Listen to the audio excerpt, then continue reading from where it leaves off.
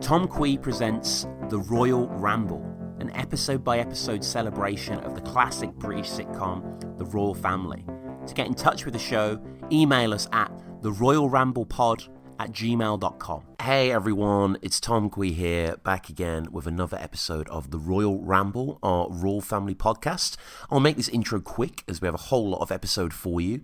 As ever, there's many ways you can support the show. You can follow us over at Twitter, at Royle Ramble Pod. You can get in touch with the show via email, theroyleramblepod@gmail.com. Love to hear your correspondences. Leave us a review on iTunes, preferably a 5-star one. Leave a little nice comment down below.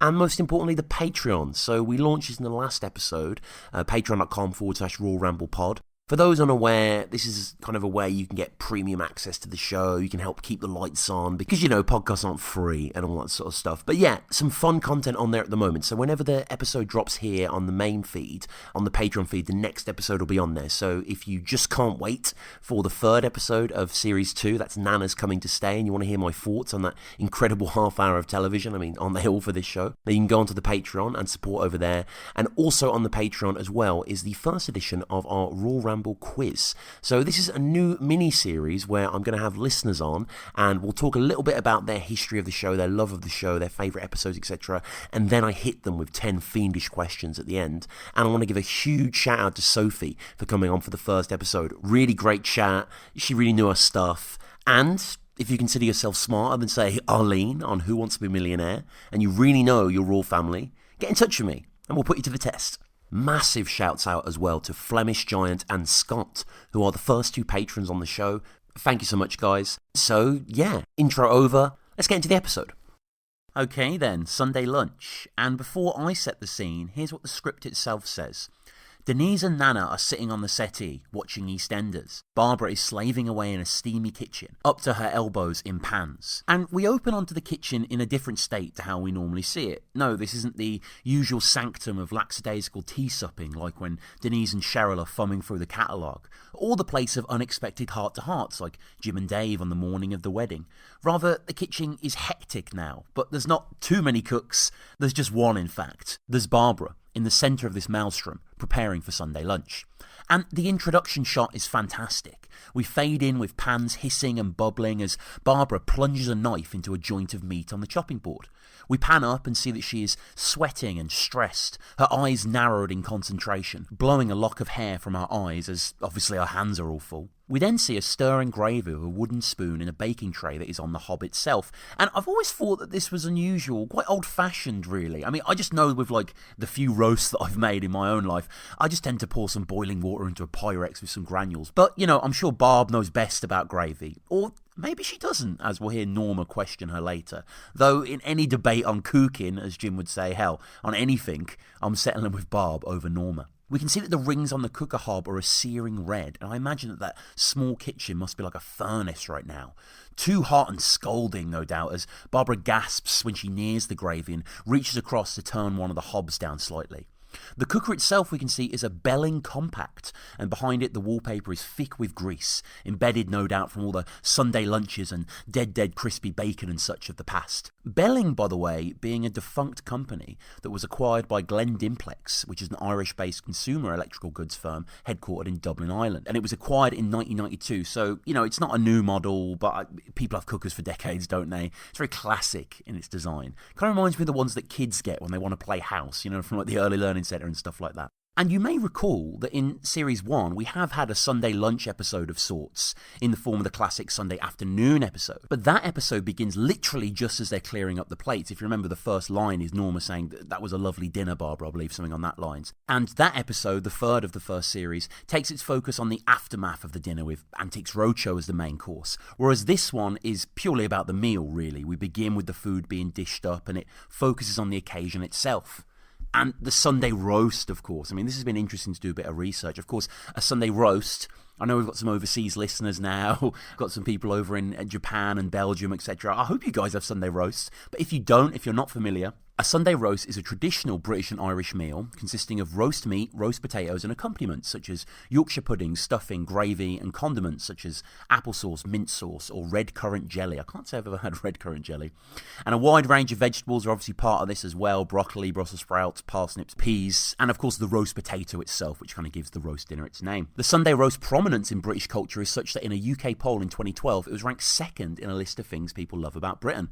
Now, what about the history of the Sunday roast? Well, there are two historical points here on the origins of the modern Sunday roast. In the late 1700s, during the Industrial Revolution in the UK, families would place a cut of meat into the oven as they got ready for church. They would then add in vegetables such as potatoes, turnips and parsnips before going to church on a Sunday morning. When they returned from the church, the dinner was all but ready. The juices from the meat and vegetables were then used to make a stock or gravy to pour on top of the dinner. A slightly contrasting opinion on that holds that the Sunday roast dates back to medieval times, when the village serfs served the squire for 6 days a week. And then, on the Sunday, after the morning church service, serfs would assemble in a field and practice their battle techniques and were rewarded with a feast of oxen roasted on a spit.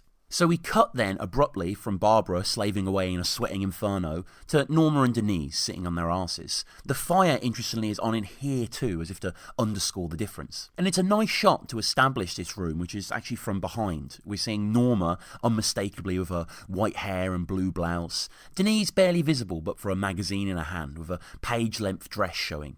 It's interesting too because it's a rare instance of seeing the TV along with the royals themselves as they watch, rather than it being something that they cut to back and forth camera-wise. You know, we just get to see them watching and we get to see exactly what they're watching too, which is just a distinction worth making. And what's on the TV? Why, it's EastEnders, of course, with none other than Robbie Jackson on screen too, aka Dean Gaffney, one of the true cult characters that, if you did a poll of most known EastEnders characters in this country, I think he'd be up there. And what is EastEnders? I mean, you know, I've discussed before, guys, I was born in 92. I was kind of, I don't want to say raised on soaps, but, you know, my parents would watch EastEnders and Cora, like, you know, most families out there. So a lot of these characters, a lot of these storylines, these are my myths and legends. These are embedded in my head, you know.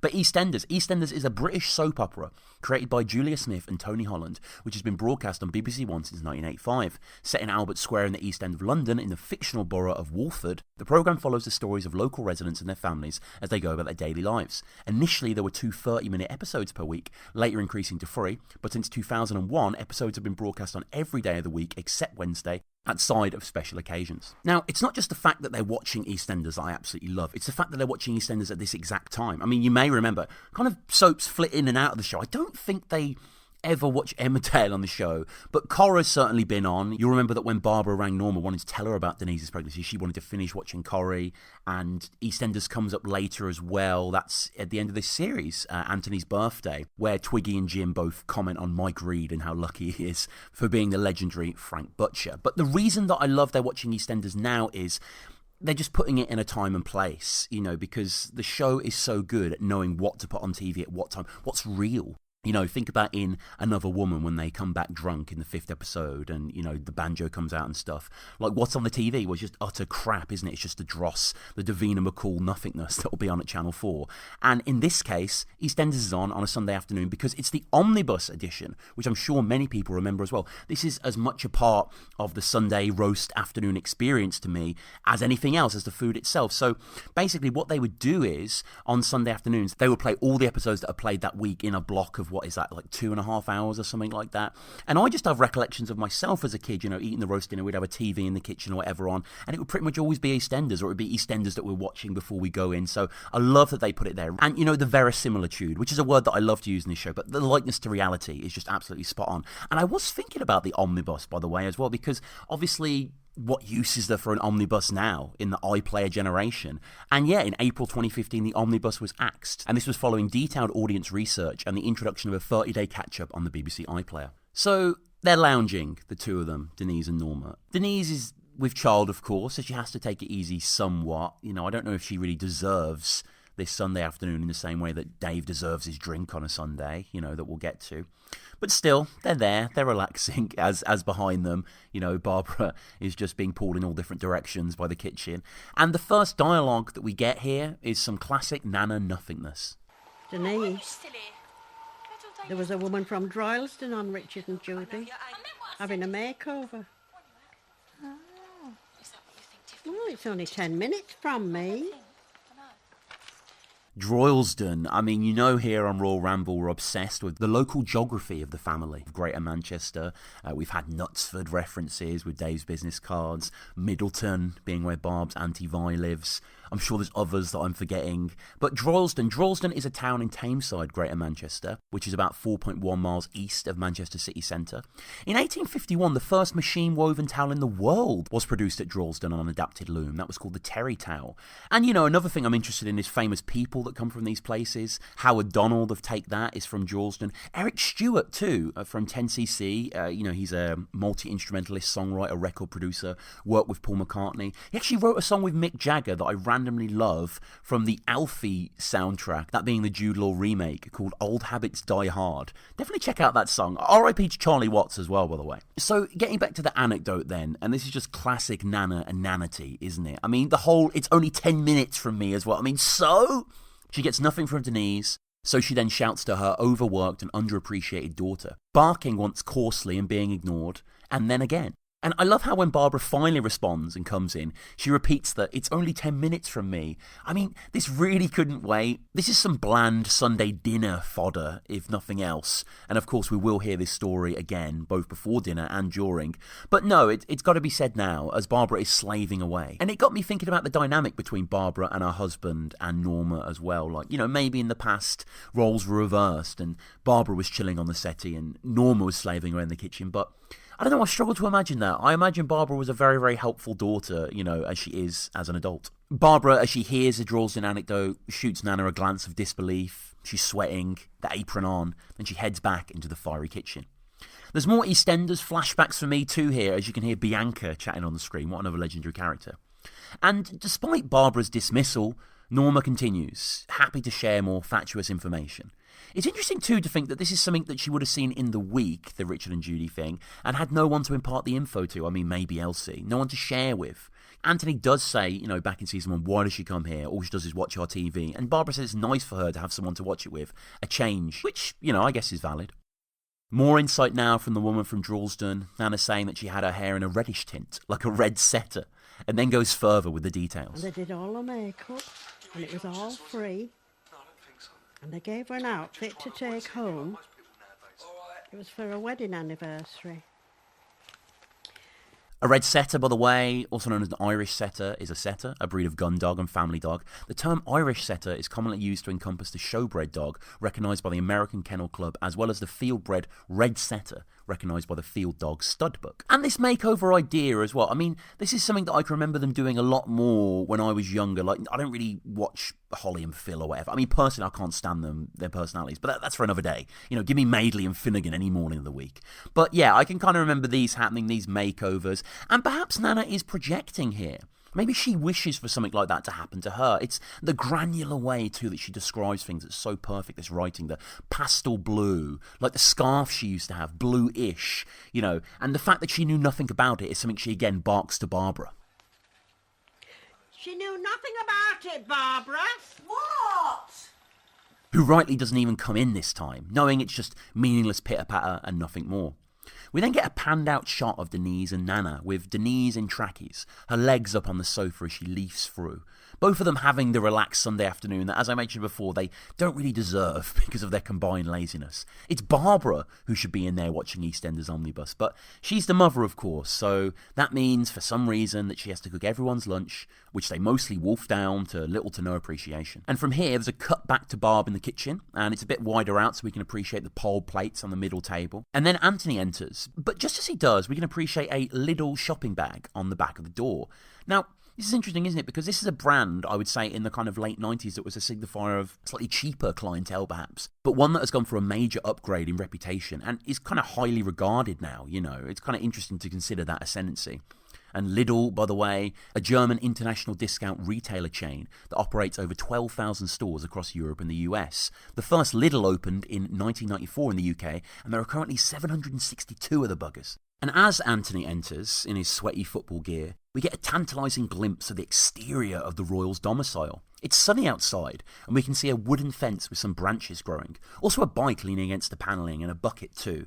This is, I'm pretty sure, the only look outdoors we get in the whole series of the actual house. I could be wrong, and, we'll elaborate on that as we continue through this magnificent masterwork. So Anthony's home, says, great, I'm starving, is obviously instantly asked to set the table up, queries why Denise can't do it, and she's pregnant is uttered, as if she's about to burst, rather than merely nursing a grapefruit. Hell, the magazine she's holding in her hands is heavier than the fetus at this moment, I bet. There's also a nice shot here that takes us into the back of the lounge, looking forward from the dining table, with Barbara's skivvy in the kitchen, viewed through the doorway.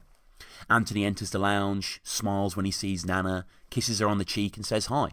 She asks if he was playing his football, and he informs her that they won as he dishes out the placemats. And with that formality out the way, Nana is then straight back to herself and her stories. Have you been playing your football, Anthony? Yeah, we won. Oh, lovely. I was just telling Denise, there was a woman from Droylsden on Richard and Judy on Friday, having a makeover. All right. And it's interesting again with this story that Nana is telling it within the context of the Royals themselves. Think about the parallels. We hear about a caring daughter who sought out help on TV to make over a mother. And here is a put-upon mother in reality who couldn't dream of her daughter or indeed her mother or her husband helping her in any way. Though, props to Anthony in this regard. He is always there for his mom. You can't deny that. Jim and Dave are late, of course. The idea is floated that perhaps Anthony could go to the pub and grab them from there. Denise stops this, saying he's only after a lager. And I mean, why begrudging this? You love a drink. And then brings him down further again, accosting him of his post-workout hygiene, which is rich, really, because her laziness is just as rank. Denise seems to be caring about the pregnancy here, but, I mean, is she? The proposition of viral transmission from one kind, from playing football is ridiculous. And she plays the humanistic aspect of carrying a baby to full effect to get at him again. And this is one of the most egregious mam calls I think we've ever heard from Denise. Anthony, you had a shower after footy? I'll get one later. I'm prone to infections now I'm pregnant. Bet you're riddled with germs. Mum, Anthony's full of germs. Wash your hands, Anthony. Anthony is then sent out of the room to wash his hands. I mean, that's so many sustained grievances and unfair verbal assaults. No wonder that he clatters the cutlery when he leaves. And then it's quiet for a moment before the trio return. Though, at this point, only Jim and Dave are expected, I guess. They've been down the pub for a lunchtime drink and are returning jolly. They can be heard first before we see them, which is brilliant sound design here as they come in. And, and it really feels like someone's entering the room. It doesn't just feel like a set. On the TV, Eastenders plays, and from the wide back angle, we can not only see Barbara Windsor, Babs on the box, R.I.P., but Norma and Barbara on the sofa as the men enter. And I said to him, I don't care if I win 20 bloody spot the balls. I'm still not buying your way. I love how Jim enters finishing an anecdote. It's a proper drunk story, really, by the sounds of it, like not buying your ale or whatever. But, it's funny nonetheless. And awesome that they enter right on the punchline. Twiggy comes in tow, guffawing as he arrives. And here's what the script says. The script says, in terms of direction, key in the door. Jim, Dave and Twiggy come in. They take their coats off and put them on the settee. So Jim comes in, wraps his fatherly arms around Denise and shakes her. Asks how big it is, she laughs, it's a nice moment. And Jim then turns his affections to Norma. Is it nearly a week since we last saw you, he asks. He shakes her thoroughly, and she really seems ill at ease and uncomfortable here, Liz Smith crunching her face expertly. And it's such wonderful direction here and shot choice. So we follow Jim hugging Denise and Norma, and the camera pans up and down as it follows each person hugging each person. And then Twiggy enters to greet Norma, and the camera stays still. So we're kind of focusing on Norma as Twiggy sort of intrudes from above. It's very subtle, but it's just very classy as well. And as ever, Twiggy, he's shoveling it on, but it does seem genuine. Hello, Norma. Looking gorgeous as ever. Oh, hello, love. There's an enrapturing compassion to his charm that I appreciate. It's so good too that Twiggy's back from his unforgettable episode in Series 1. I mean, you may remember that he's in the pilot, and of course he's in the morning of the wedding as well. And he is, as ever, played to perfection by Jeffrey Hughes. And, you imagine him, like we said this in the wedding episode, you imagine him and Norma have met many times, they have a nice rapport. We've already seen some great moments between them. He's the big fella who put the film on a camera, after all. And it's a nice narrative choice here, too, to shake things up somewhat. It's Sunday dinner at the Royals, but Twiggy shows up. It's not a huge kind of fractious thing, but it produces some great interactions, and probably my favourite line in the episode, which we'll get to. So yeah, Twiggy plants a kiss on her head. She says, "Oh, hello, love." It's a tender moment and a terrific thing to end on, too. I mean, the show is so good at this, juxtaposing the end of one scene to the next. And as we exit from this sweet little thing of Twiggy saying hello, kissing old Nana on the cheek, we then pivot straight back into the melting pot of the kitchen. And here Anthony tries to reach over and grab some food. I mean, he deserves a little of something, I think, here, a rind. I'm sure I'm not alone in wanting the meat before the rest of the meal is ready.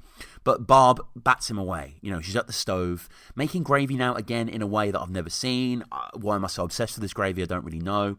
And then it cuts back to Dave in the lounge, who, unlike Jim and Twiggy, is wearing something new, something we've not seen him in. A deep blue checkered shirt, which suits him well, actually.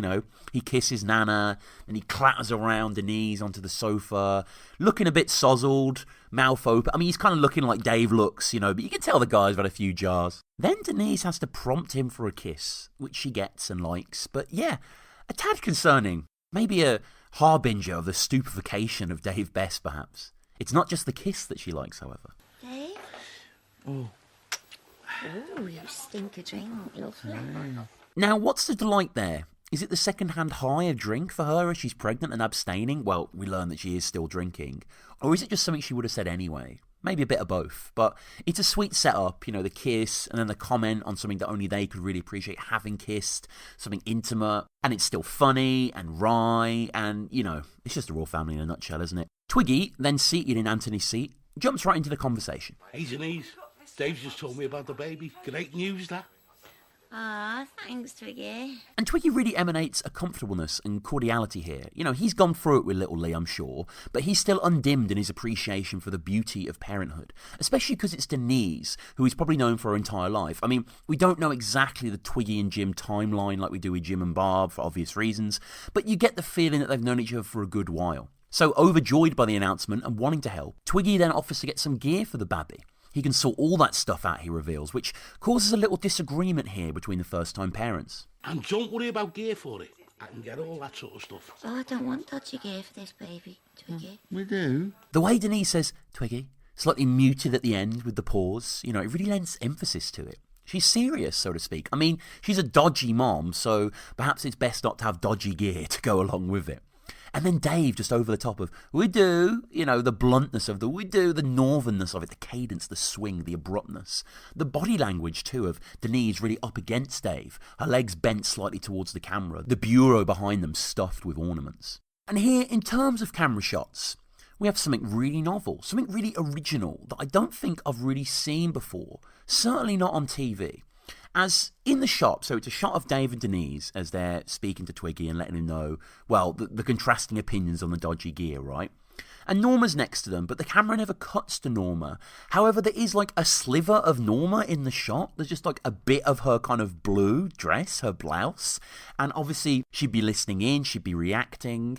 I don't really have any knowledge of blocking shots or anything like that. But I just love that. I think, in most TV shows, you don't want a little bit of a person just kind of there. But here we just see, just a little kind of offering of Norma, if you will, just to ground us further in the room. And, I love that. And all the design here is terrific. Dave's arm leaning across, his watch showing, the ring, the wedding ring, the band, his earring, his shirt, a full package here, right here, beside Denise. And the little gasp of Nana Norma, too.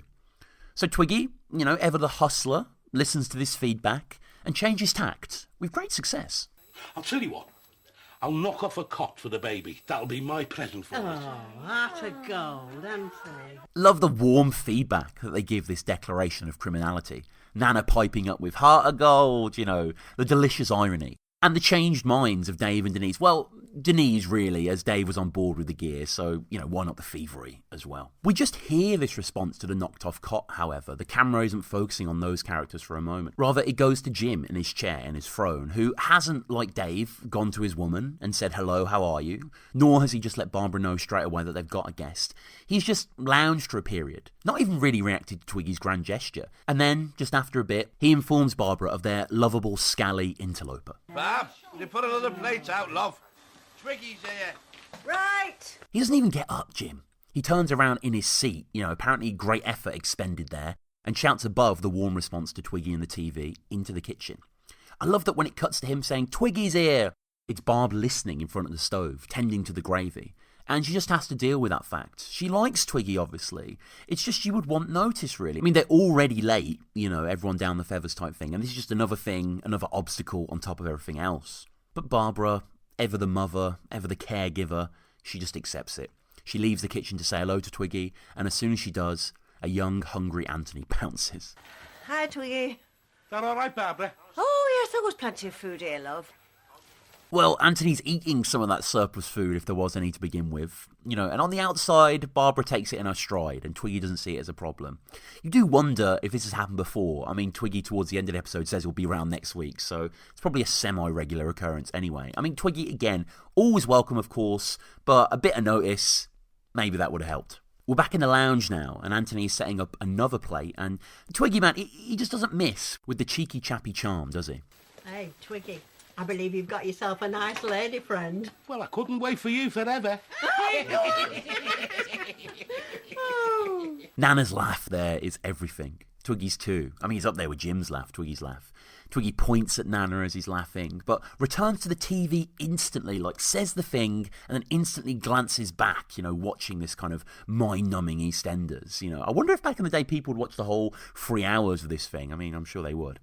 And now we get into an interesting section with Nana, because we didn't see her receive the phone call after Coronation Street that would have taken place in the first episode, so we didn't get to see her instant reaction to having her first great-grandchild. But here's her first words on it in the show, and of course, being Norma, it's sautéed in mournfulness.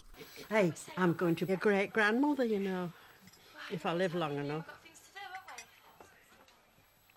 What's intriguing to me is that we don't see Twiggy's reaction to this sadness. The camera doesn't cut back to him. And it really stops the conversation dead, when I'm certain Twiggy would have had another great one-liner about how he thought Barbara was her great-granddaughter or something, like that. But no, we don't. We just see our eyes go to him on the bitterness of, if I live long enough.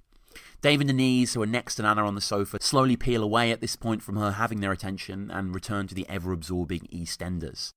Nana then, like Jim just previous, barks to the kitchen from her chair. Anthony, tell your mum I don't want too much meat. Again, wow, the writers absolutely nail Norma's voice here. It seems an oddly geriatric thing to specify, but, I can understand what with the appetite and the dentures and such, and, my nans have said that in the past before Sunday lunch, and I'm sure yours have as well. Anthony goes to the kitchen and relays his message to Barbara, who grabs a fork for emphasis on her frets. Mum, Nana says she don't want too much meat. Well, nobody's having too much meat. I'm going to swing for your father one of these days. Now tell him to sit up, Anthony. And Barbara on the inside of the kitchen then, can be honest, to Anthony at least. And this just seems another thing after another thing that's just piling up. And, perhaps it's a bit simplistic to say that this leads to Barbara's mini breakdown in the 5th episode of this series. Barbara's had enough, but this is probably one of a million examples. And as she speaks, we don't quite see what her forks are swirling, but the plates are ready and the food looks good. And congrats to Barb for getting this all together single-handedly. Very impressive, and of course, kind of unobserved by anyone else. Anthony then goes into the kitchen and utters those sweet words that everyone loves to hear. Dinner's ready. Right. I'll sit next to you, Norma. Right. The room rises from their chairs. Norma struggles, and Twiggy instantly says, "I'll sit with you, Norma." Again, just a charm offensive is seemingly unstoppable at this point. Perhaps he's consolidating his spot somewhat. I mean, he is invited, but being next to Norma means he'll be in the middle of things rather than being at one end. And this is something that he will grow to regret as the episode goes on, as everything and nothing is said at the same time. And at this point, we're only 5 minutes into the episode, and I love how we have a little introduction, and then essentially the entire episode is up at the dinner table as they're having their Sunday dinner.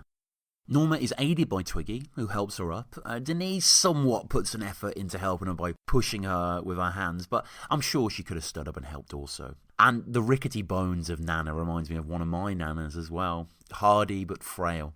Denise also reminds Nana that she left her bag on the sofa, and Nanas need bags, of course. It couldn't just leave it a few feet away. Inside, Barbara is pouring the gravy. Again, let's not focus on this gravy, I'm sort of done with it. How do you like your gravy? Let us know, the rawramblepod@gmail.com, and any other Raw family thoughts you've got. Love to read them out. And even before they've sat at the table, we catch Jim putting the punches to Norma slightly when she asks, "Where do you want me?" and he says, "Next door." And from here, we get into one of my all-time favourite lines on the show. Don't worry about me, Bob. I eat any old shite. Don't worry about me, Bob. I eat any old shite. I mean, it's interesting because this line I always love this line, and it seems to have a lot of play online, like in the sense where you guys might be familiar with Redbubble, which is this website where there's lots of kind of like, fan-made stuff that you can buy for all the different franchises. And there's quite a lot of Royal Family stuff on there, which is cool.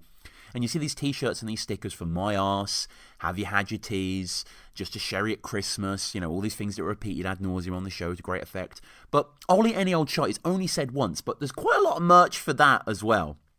And why is this such a funny line? Because I've been trying to unpack this for a while now, and it just works on so many levels. I mean, one, it's just very Twiggy, isn't it? We've already heard about his order at the bakery. We can see, that he's a man that likes to eat, the buffet, etc. We're going to see that later as well at the end of the season. So the idea of him eating any old shite, almost like a wild animal, totally makes sense. I like how it's insulting to Barbara as well, not intentionally, but the way she pauses ever so slightly as she enters. And the way Twiggy just sort of yells it out as well, Barbara seems to take it personal a little bit here. He hasn't seen the food, granted, but maybe there's the implication slightly that the food is bad and that's not going to bother Twiggy.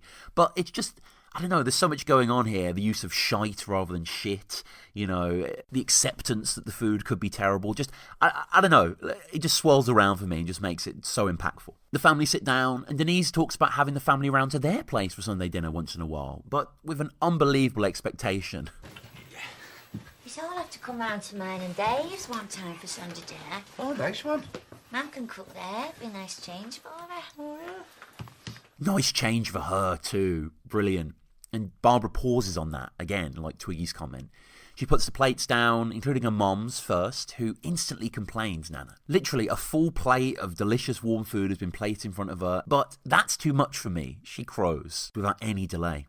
Twiggy, though, ever the omnivore, decries that he'll be able to polish off whatever Norma doesn't finish. But Norma, again, is really relentless here. Now onto the gravy, saying that it's watery. Talks about how corn flour is sometimes used, and talks about how she likes to use corn flour in her gravy. And, it's not enough for Barbara just to cook the food and be done with it. She has to serve them all, and then be served by a barrage of insults, too. Norma believes that Twiggy hasn't tasted her gravy, that's what she says.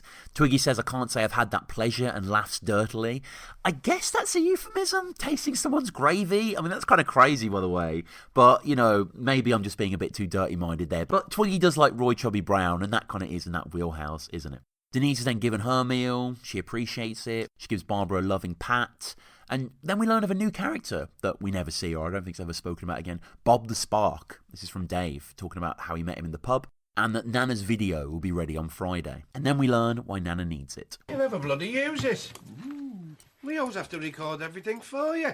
Well, I like watching Dave's and Denise's wedding video on it. Jim decries that she never bloody uses it and that they record everything for them. Something that harks back to the third episode of the first series, the other Sunday lunch episode. There's quite a few callbacks, actually, from that episode to this one. I guess they both are normal episodes. They both are on Sunday afternoon, And that was the one where just prior to leaving, when the episode was about to end, Nana was going to go with Dave in his van. She asked Jim to record Montel Williams for her. So the real desire for Nana to have it back is that she likes watching Dave and Denise's wedding video on it. I mean, how many times has she watched it? It's nice that she cherishes it that way, but it must be growing pretty stale after, numerous goes around. Though, thinking about it, I mean, this has got footage of Jim's speech, the Bests saying their vows, maybe there's some Twiggy flogging gear in the car park there. I mean, there's some gold on that tape, no doubt. And as talk of video is going on, Dave is given his dinner as Barbara plonks down a plate in front of him. He gives a satisfied ooh and a pleased look on his face. He does deserve this after all, after a hard week, no doubt. And, Dave also is prone to these somewhat cartoonish exaggerations and noises. Well, I mean, they kind of all are, aren't they? Norma then introduces a character that we never meet, but unlike Bob the Spark, is fleshed out nicely. This is Elsie, Norma's neighbour. I mean, we even get to know about Elsie's extended family and her daughter Miriam and Northwest Water, she works in and stuff like that. That's being in the funeral episode of Series 3, which I think that's probably the best episode of the third series. Oh my god, the ending to that is so good. So Elsie's seen the wedding video 5 times, which means Norma's probably seen it at least 5 times herself. And I can't imagine Elsie wanting to watch it solo, so she probably has to have the commentary on top of it as well. And I love the camera positioning here at the table. There's a nice shot with Norma in the middle, her plate in front of her, Twiggy getting to work, demolishing his beside her, but respectfully listening, and Anthony, who is on the left in the foreground, and is kind of ignoring everything, however, shoving a thin slice of buttered bread in his mouth, as all around plates clatter gently. I wonder what the logistics also of cooking all this food for the show was, and if they had to replace it during retakes, etc. It reminds me a little bit of The Sopranos. I mean, I'm obsessed with The Sopranos, greatest show ever in my eyes, and, they would eat so much food in that show. And apparently James Gandolfini, Tony, would always finish his plate. And it was like lovely Italian grub that I was putting out there, and it kind of maybe led to a little bit of his food addiction there. But, I can't imagine they really had that problem here. And the Royals and Twiggy do kind of artfully pick around their food and still appear to be eating and such. I mean, I'd struggle not to keep going, as Twiggy immortally says. I'll eat any old shite. So Norma continues with Elsie chat here. Kind of sad, really. Elsie thinks she knows you all. She says it's company when you live on your own. And Norma's kind of seeing lots of variations of herself in this episode, isn't she? Elsie is what maybe she could have became. These other fates that could have perhaps befell her. Elsie is what she could have became in a way. Her friend Betty, too, who will be brought up soon. Hell, even the makeover recipient in Drawston. Elsie is below Norma then, for that reason, in her eyes at least, in some kind of arbitrary isolation scale. It's nice that Norma spends time with her, but then again, it is someone in Elsie who has no choice but to listen, so it's perfect fodder for Mrs. Speakman. And that's just hit me now. Is that like a little ironic surname thing, in the same way they're called the Royals, that Norma has Speak in her name and she doesn't stop gabbering? I mean, it's not really as subtle, like the writers are a little bit cleverer than that, but maybe it's a tiny nod, I don't know. Jim is seemingly not impressed by all this Elsie chat and the wedding video, shaking his head in disbelief at this apparently outrageous information about Elsie. There's an artful shot here of him too, like situated front and centre, the plate in front of him. And Jim, you'll notice at this point, is eating with his hands, unlike everyone else, even shy eater Twiggy. The red-handed cutlery set untouched on either side of his plate. And then finally, after everyone else has already began tucking in, Barbara wearily enters, all hot and bothered. The table is quiet for chatter, as she at least gets to rest and enjoy the food for a moment. But you never really enjoy the stuff as much that you cook yourself, do you? At least that's what I've found. Jim asks if she's alright, but instantly starts to insult rather than empathise. Calls her as red as a bloody beetroot.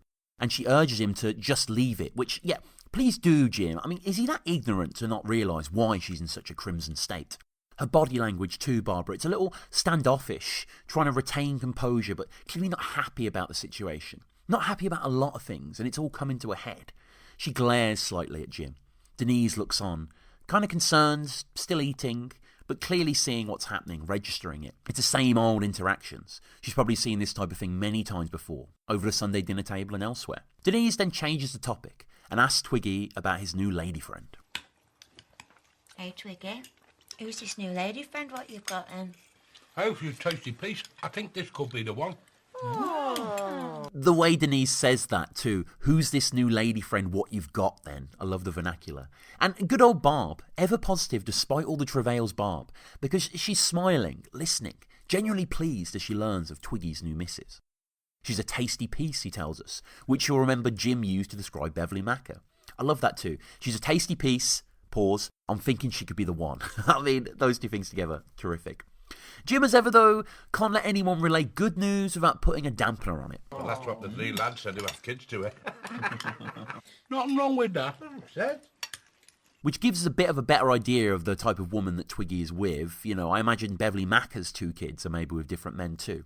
Now, I did think that Twiggy's girl here, who they were talking about, was the incredible Michelle, played by Sally Lindsay, who is Twiggy's bird in the christening.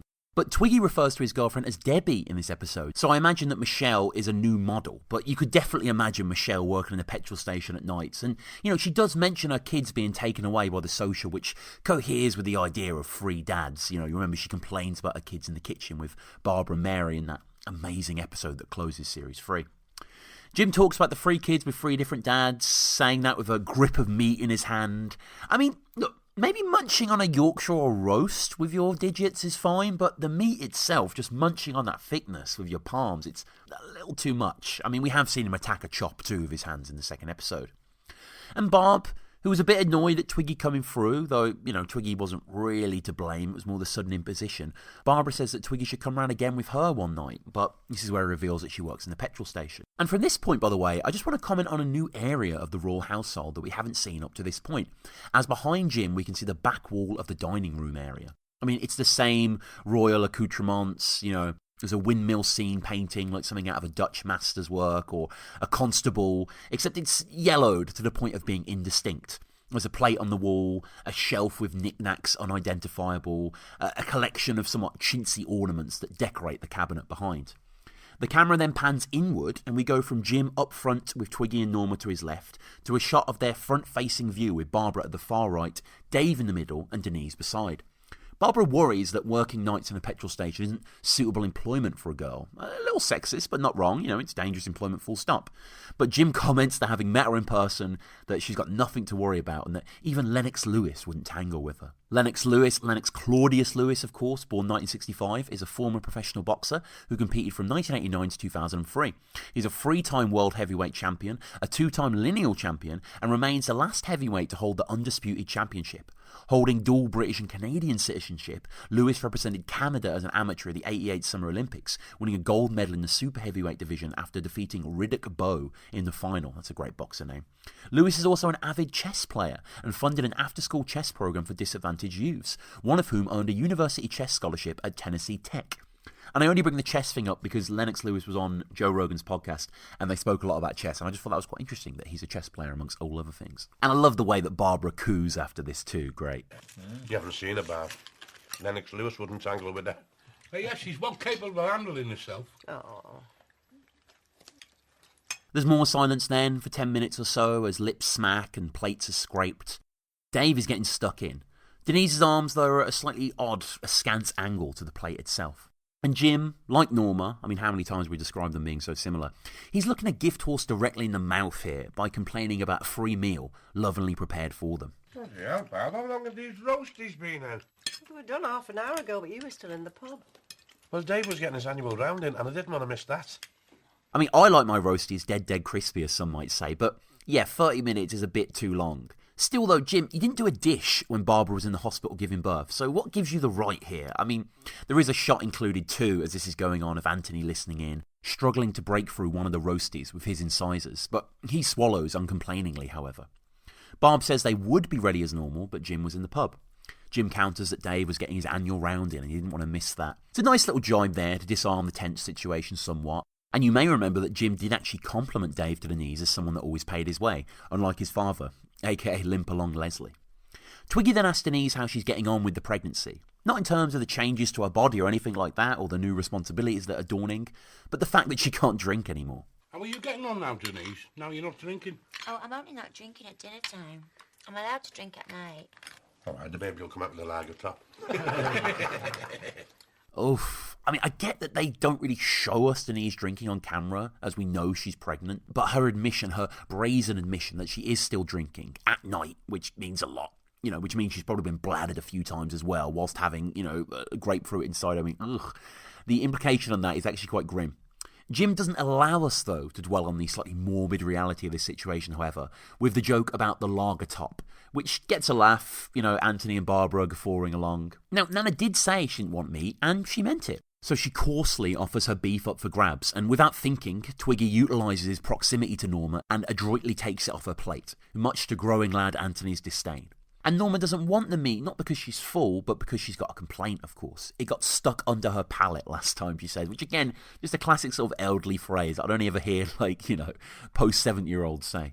Jim, of course, has zero sympathies and says, something like that, having it stuck under her palate, is right in Nana's wheelhouse, and he's right, I suppose, but again, it's just Jim projecting. This is something Jim himself would do. Jim would love a bit of meat stuck under his palate. Barbara asks despairingly if they can have one Sunday dinner in peace. And it's wild that she doesn't have to say this to her children, who are pretty much grown at this point, rather to her husband as he's baiting her mother. Of course they can't, though. She's probably said this during every Sunday dinner ever. She probably said it during the one on the 3rd episode of Series 1, Hell, at any dinner or, in any occasion, in essence, really. Jim then asks Anthony about the football. He proudly informs them that they won, and then Jim just turns instantly from inquiring father to jokester, asking about Emma, which is our first mention of a fairly major character in the show, played by the majorly talented Sheridan Smith, who I'm looking forward to celebrating in her debut in the final episode of this series. We learn that Emma was down there at the football, but she's only a mate. Anthony protests that him and Emma are being together, which is classic sort of embarrassed teenage behaviour. It's like, I remember being that way as well. I remember just being absolutely mortified at the idea of my parents knowing that I had a girlfriend. It's so weird. Why the hell did I care? So Emma is new, so she is a bit of a mystery to everyone, and despite the plea for a reprieve in japes, Jim just can't help running with this one when Nana is constantly asking who this Emma is. Who's this Emma? I'm sure you know her, Norma. Emma Royd. Who is Emma Royd? She lives up your back passage. Hey, we're trying to eat our dinners here. Who's back passage? Ma'am, take no notice. They're being rude. Nana's complete obliviousness, measured against the slowly erupting table, is fantastic. And one of the few directions we see in the script here is Anthony is killing himself laughing. Barbara can be seen working out Jim's pun when he says it and not smiling as the rest crack up. It's brilliant, really, as Nana really does not have a clue. Oh, it's an Emma she knows. Well, she'll find out, and the misunderstanding of back passage, too, is perfect.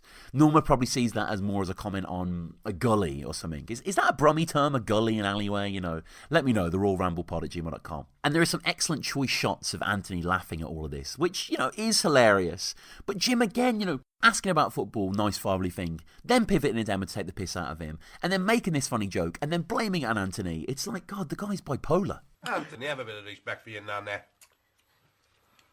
Jim, as we say, can be so mercurial at times, sometimes the genial, charismatic gent, and at others, able to turn on a dime and get sour. I mean, like all dads, I guess. Like all people. And from here we get a new shot at the table. Barbara and Anthony sitting close beside each other, no doubt to give Nana a bit more room beside the bulk of Twiggy. Jim's shoulder is in the foreground and a little bit of Dave sticks out from the left. This is a bit like the Norma shot that we mentioned before, just the spillover is terrific. We then look to Denise for a moment, who takes a bite, looks up. It feels as if she's about to say something, but no, the camera's just lingering on her. And it's Nana, of course it's Nana, who is chatting. And what's she chatting about? Why, Richard and Judy and Droylsden, naturally. She's telling the same anecdote to Twiggy. I like that we don't cut to them, though. Twiggy no doubt smiling and nodding as he listens attentively. Nana says she'd love a makeover. Barbara says that she'd love a makeover. To which Jim retorts that the programme isn't long enough at 2 hours to accommodate that. Again, but then comes back with a sweet-ish compliment. Makeover my ass. You're my beautiful rose. That's why I married you. Oh. Certainly wasn't for your cooking. Couldn't resist the insult at the end, could he? Which he would see as a joke, really. Barbara really smiles when he refers to her as a beautiful rose, and she does look lovely despite her frayed hair and flustered composition. She clearly loves Jim and treasures his kind words, but these are words that come loaded, unfortunately. Twiggy smiles at that line receptively. Dave can be heard concurring under his breath. Nana doesn't really respond, and Anthony is busy munching, nearly finished his whole plate. We can see the extra meat on Twiggy's plate too, which he is beginning to dig into. Barbara then asks about the baby's room. It's coming along well, but we learn that the moped is still in there. The baby is not 6 months away either, rather 5 months and 17 days. Norma again says she'll hope she'll live to see it. I mean, it's not like she's on a deathbed or anything, but she still has to make it about herself and if she will live to see the baby, not just general baby chat, Norma then tells us that Betty buried her husband on Wednesday, another callback to the Sunday afternoon episode, as there we learn that Norma's best friend Betty, who she didn't even like when they were best friends, she had got married to a joiner and moved to Leeds, who knocked her about a bit, but her kitchen was lovely. I mean, go back to that third episode, I really kind of exploded that backstory. It's one of my favourite moments in the show, actually. Just absolutely brutal. So I like that we get more context here, more history for Norma, who, as soon as she's revealed that this person has died, goes back to her own future departure. Betty buried her husband on Wednesday. When I go, I don't want to be buried. I want to be cremated. Oh, ma'am. Barbara's really saddened by this revelation, hearing it for what it is, but Jim can't help it and pops in, again jibing and japing. He really can't stop. Oh, just like these roasties. We see Barbara annoyed, side-eyeing in repose, apron still on because of course they'll be clearing up too. Taken from that mournful moment dwelling on Norma's fate to Jim again just insulting her, comparing the cremation of Betty's husband to the roasties themselves. Norma is then straight back into action, however. She was upset him going like that. She's making reference to the husband, which is a reference perhaps not to his death, I suppose, but the fact that he was cremated, I guess. Nicely done. They wanted to keep the funeral to those that knew him, but Norma counters that you don't have to have met someone to celebrate their death. Kind of like Elsie and the wedding video here. And celebrate their death? Isn't it celebrate their life? But this is Kenneth we're talking about here, a bit of a monster as we're going to learn more of, so maybe it was celebrating his death. I mean, you don't have to have met someone to celebrate their death. But you only go to them bloody funerals so you can go to the buffet. Jim calls her a hypocrite, says she's only going for the buffet. I love the way he says buffet. And Barbara just looks at him when he says that. Doesn't really respond. Probably knows it's true. And Norma doesn't like to speak ill of the dead, which is a subtle introduction. And Nana then gives us some more info about the joiner from Leeds, Kenneth. Oh, I don't mean to speak ill of the dead, but he were a tight bugger, that Kenneth, by all accounts. Do you know? He used to follow around Quik Save, taking everything out of a basket as quick as she put it in. They'd never let her have Jaffa cakes, only rich tea. I bet she'll have Jaffa cakes now. God, what a bastard this guy was, as we continue to learn, despite the fact he provided a lovely kitchen. There's a wonderful shot, as Norma says, tight bugger, and it cuts to an almost heavenly Barbara, listening sweetly to her mother and smiling endearingly to herself as she hears of her mother's complaints. I mean, Norma had already painted him before as a domestic abuser, but the wrath of her ire is actually reserved for his tight ways. Man, it's so good to get a little Nana story here, played to perfection, of course, as always, by Liz Smith. I mean, she's been up to this point, Nana, in the series, mostly faffing around or sedentary, but here we see her strong at the table, arms forward, really delivering every twist and turn of this tale with her eyes, as beside her a slovenly Twiggy gets on with his grub. This is the price you pay, I suppose, if you sit next to Nana. There really is no such thing as a free Sunday lunch. The tale, though, it almost feels like a surreal mini-poem a la John Cooper Clarke or Roger McGough. It's blackly funny, both in the pettiness and the detail of the brands. It's truly unbelievable and hard to imagine for a sustained period of time. I mean, did she keep putting Jaffa cakes in the hope that he wouldn't notice? Would she have been beaten for buying Jaffa cakes? I mean, there was the acknowledgement of domestic abuse in the last mention of her. Perhaps Nana mentioning a celebration of his death wasn't a malaprop. And Nana's eyes in this scene are incredible. The pauses she takes after the rich tea revelation, the way her voice hangs on the last syllable of rich tea. She shuts her eyes tight, and the satisfied resoluteness that she delivers the line, "Bet she'll have Jaffa cakes now," is just superb. Bit of context as well, rich tea, a type of sweet biscuit. Ingredients generally include wheat flour, sugar, vegetable oil and malt extract. Originally called tea biscuits, they were developed in the 17th century in Yorkshire, England for the upper classes as a light snack between full-course meals. One of the best-selling biscuits in the British and Irish Isles, the biscuit is also popular in Malta and Cyprus. And apparently in 2011, Prince William chose a groom's cake for his wedding reception made from 1,700 rich tea biscuits and 37 pounds of chocolate. Sure. Quik Save. I mean, I love that they reference Quik Save here. I remember Quik Save as a kid. Quik Save is a British convenience store chain that was founded in the UK. Prior to 2007, it was also a discount supermarket chain that had shops across the UK.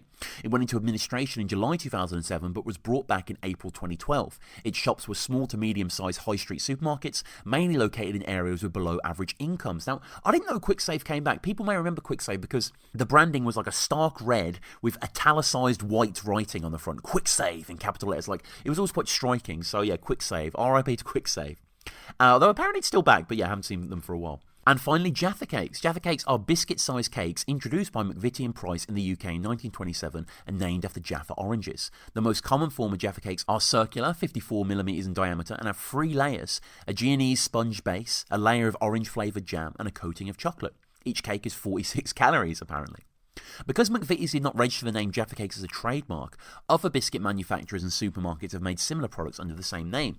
The product's classification as a cake or biscuit was part of a VAT tribunal in 1991, with the court finding in McVitie's favour that the Jaffa Cake should be considered a cake for tax purposes. And I don't know about you, but I'm a bloody Jaffa Cake fiend. So upon this whole rich tea, Quik Save, Jaffa Cake saga, Jim shakes his head, he who is now using a fork, surprisingly, grabbing all the final bits of flotsam and jetsam from the plate. The camera lingers on him for a while. He scoops some broccoli up to his beard. And then, as Nana begins another nanecdote, which is not something I've coined, by the way, it's something I stole from the excellent Russell Brand and Matt Morgan show on Radio 2. You remember the one that got Jonathan Ross and Russell Brand cancelled for no real reason. That was so lame that happened. I mean, respect to Andrew Sachs. He's in another classic British sitcom, like the type we're covering now, but it was it was a bit too much, wasn't it? And when the camera pans to Nana, we can see Twiggy beside finishing up his food himself. And I love how Twiggy finishes and puts his knife and fork together as Nana continues on. She's going on now about more new side characters. Teresa from the post office, her whose husband went grey overnight. What a great, just one line, just her husband went grey overnight. Oh yeah, her, of course. What a weird remembrance. Her daughter, we learned, Teresa's daughter, applied to be an air hostess, and she got in. They got the letter back last week, which is a slight post office. She works at the post office, got the letter. Like, I'm going a bit mad reading into this a bit too much, I think. What airline? Barbara asked, which is quite kind of esteemed for Barbara, really. Does Barbara know many airlines? Heathrow, Nana says, and it's just left there as a nanism, as an anecdote. Barbara listens, pauses for a second, and says lovely. And Heathrow Airport, originally called London Airport until 1966 and now known as London Heathrow, is a major international airport in London, England. It is one of the 6 international airports serving the London region.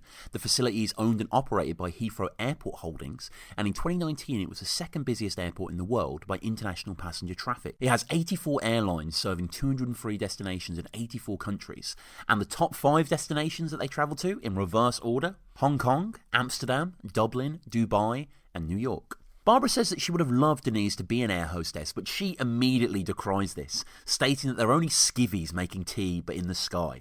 I mean, that's so clever here, as the simplification has an implication, one that she couldn't even do that on the ground, let alone in the sky. So, what is she complaining about?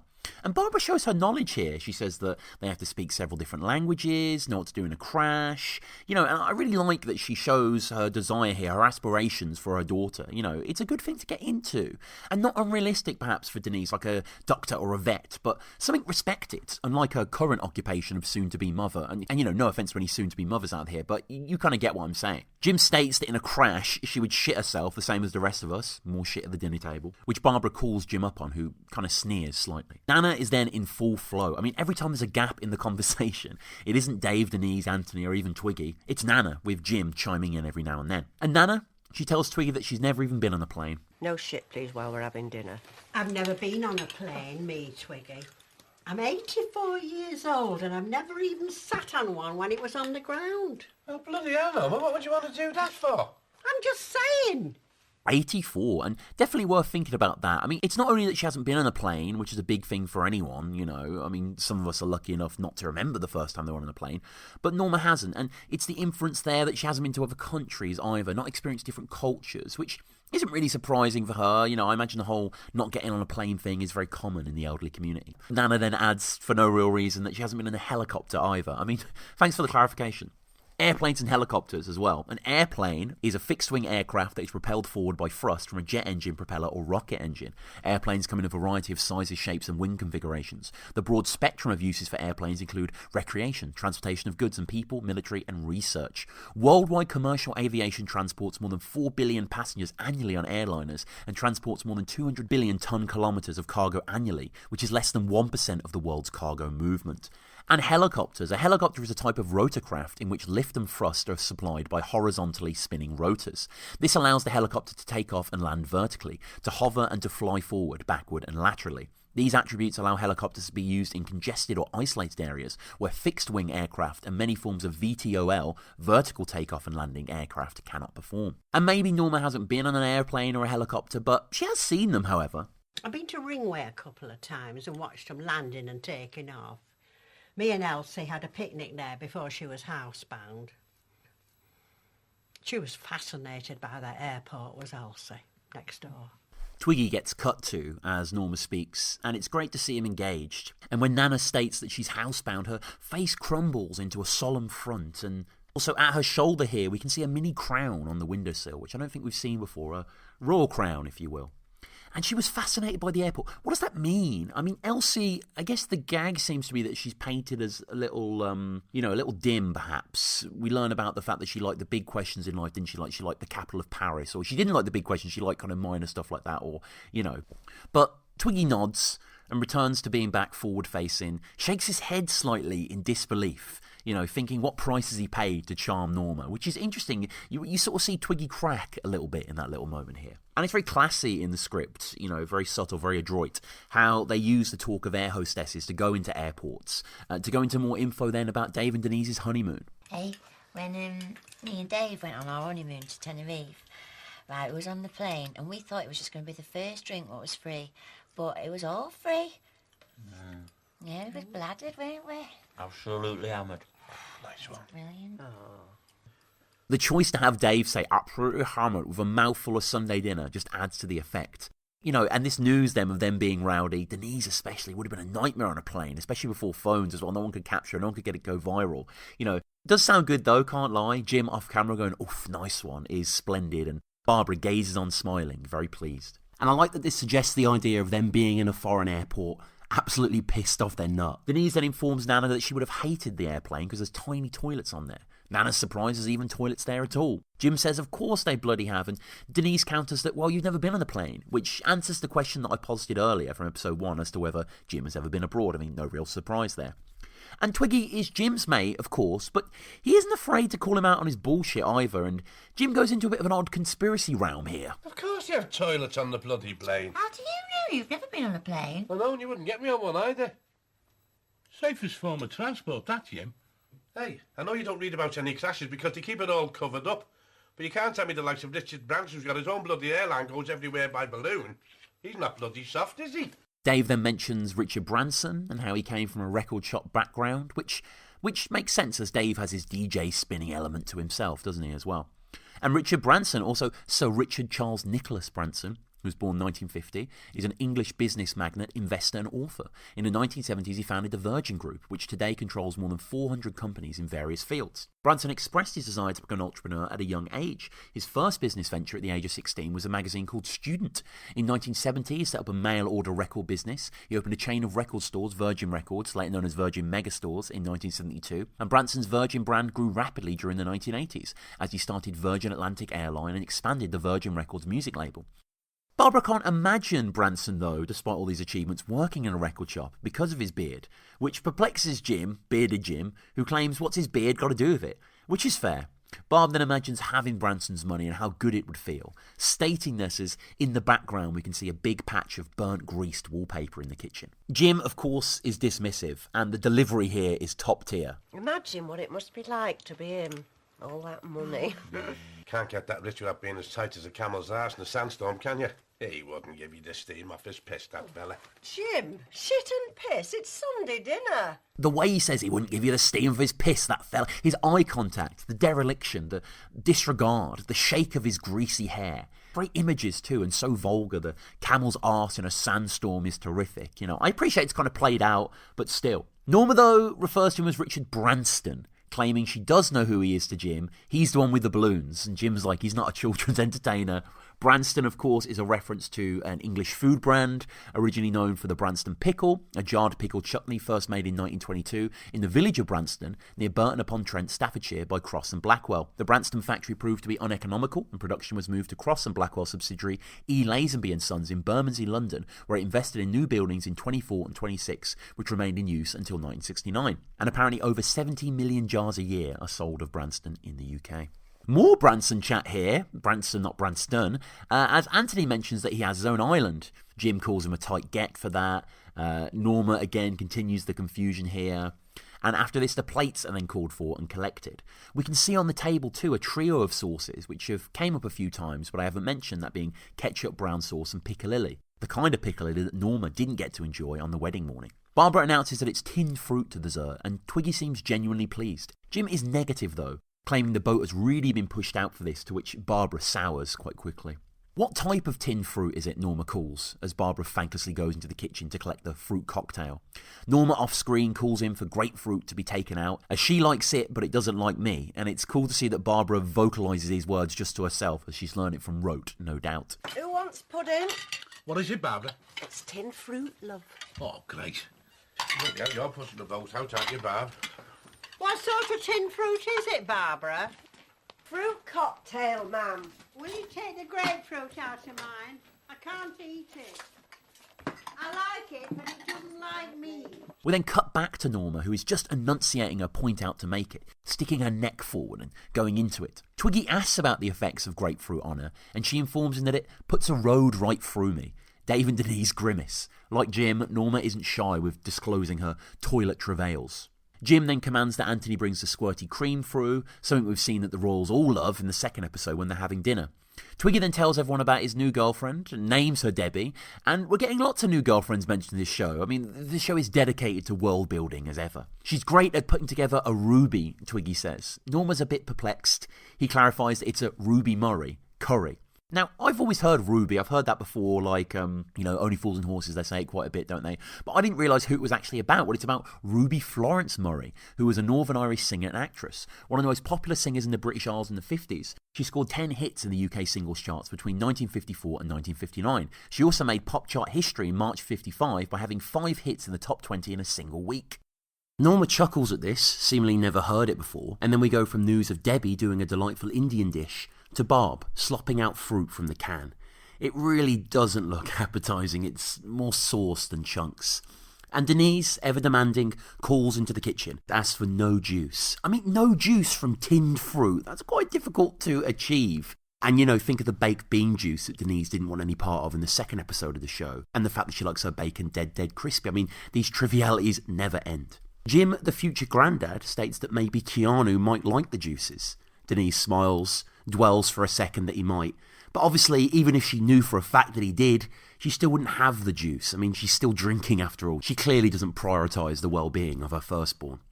Norma then asks about her cravings. Denise states that it's still Aero and Toffee Crisp, which was the same as before. I mean, really funny that. And a little bit of history, Aero, Toffee Crisp. Aero is an aerated chocolate bar manufactured by Nestle. Originally produced by Rowntree's, Aero bars were introduced in 1935 to the north of England as the new chocolate. By the end of that year, it had proved sufficiently popular with consumers that sales were extended throughout the United Kingdom. By 1936, sales of the chocolate had reached New York City and later spread to many other countries, including Canada, South Africa and Japan. Aero has been manufactured by Nestle since 1988 after a takeover by Rowntree's. Known for its unique bubbly texture that collapses as the bar melts, it is available in many different flavours and various forms, including Aero Bubbles and Aero Biscuits. And Toffee Crisp, I mean, I get most of my information off the good old Wikipedia. Toffee Crisp does not have his own Wikipedia page. Doesn't that boggle the mind? But Toffee Crisp, of course, is a delicious combination of biscuit, crispy cereal and caramel, all covered in chocolate. It was launched in 1963, and the biscuit version contains 99 calories and no artificial flavours, colours or preservatives. Barbara enters with the bowls, puts them down along with the cutlery. Cravings my arse, Jim can be heard to mutter. Norma then checks in, through Barbara, on Mary and her dizzy spells, which is some new information. I mean, poor Mary, right? I love Mary. Saddled with the lethargic lump that is Joe, and Cheryl with her own endless cravings. And on top of that, Mary has dizzy spells to withstand as well. Oh, how's Mary? Is she still having her dizzy spells? Yeah, well, she hasn't had one since Wednesday, so she's keeping her fingers crossed. Do you remember my dizzy spells, Barbara? Yes, Ma'am, I do. I had a whole spate of dizzy spells when I lost Barbara's dad. I had a fall in the Stretford precinct. It was outside Timpson's. And poor Twiggy, now beside Norma, really having his ear chewed off. He can't even get his first mouthful of fruit before Norma leans into him, informing him of her own past spate of dizzy spells, something that Barbara remembers well. Apparently they happened just after her husband died. I don't think we ever get his first name, but Mr. Speakerman, we've heard chat of him before, the freehand tool grinder who liked his ale and always paid his way. So Norma's telling us all about this, telling us about how she fell in the precinct, which, funnily enough, is something that gets referenced in the 5th episode of this series, the Millionaire episode, which I think it's great that they set it up here. And she's telling us how it was outside Timpson's in the Stretford precinct that she had a fall there. And she informed us that it's still talked about to this day, like it's a legendary, mythic event. And it's so fun that when she confirms who whispers about this moment in the halls of hallowed history, why, it's just her and Elsie. So I guess technically it is still talked about today, but that kind of misuse of that phrase by Norma is fantastic. And what about Timpson's, or Timpson as it's called? I always call it Timpson's, but it's Timpson. A British retailer specialising in shoe repairs, key cutting, locksmith services and engravings, as well as dry cleaning and photo processing. The company also offers mobile phone repairs, jewellery and watch repair and custom-made house signs. It is based in Wythenshawe, Manchester, and currently has over 2,155 outlets in the UK and Ireland. I mean, they're always in towns, they're always in Tesco car parks and stuff like that, aren't they? Interesting, the company has a policy of employing ex-offenders across the group, with over 10% of its workforce being that. And it runs pre-release training in several prisons. So yeah, this is the fall, as I say, that we've heard about on the Millionaire episode. The connectivity here, the way it anticipates certain things is just outstanding. I mean, we've seen that in the Sunday Afternoon episode when Betty and Kenneth, we didn't know he was called Kenneth, were introduced, and now that's kind of resolved here. I like when Norma's talking about her husband as well. She calls him Barbara's dad rather than her husband, which is a nice touch. Which again feels like the way, an older person would speak to kind of introduce it to someone who might not know in Twiggy's case. And like her way of repeating stuff like the Droylsden Richard and Judy story, no doubt the myth of Nana's fall in the precinct has been told many, many times. And as she's relaying it to Twiggy, Denise smiles conspiratorially at Jim, who no doubt is wincing in pain off camera. I mean, Norma goes into even more unnecessary detail here for Twiggy to help build a picture. It's the Timpsons outside the Hallmark card shop, she says. Twiggy, though, doesn't huff, doesn't sneer, just says that she's all right now, girl, and that's all that matters. Jim, however, isn't as gracious with his patience. Anthony has barely started to squirt the squirty cream when Jim calls him out and then gestures for the can, snatching it off him and, of course, giving himself a ridiculously plentiful amount of cream as he scolds Anthony for his apparent greed, whilst he himself, Jim, demonstrates his actual selfishness. Norma watches the bowl being filled. Barb stares on in disbelief, but also has no doubt seen this kind of hypocrisy endlessly before, both at the dinner table and elsewhere. Jim states that the cream should take most of the fruit taste away.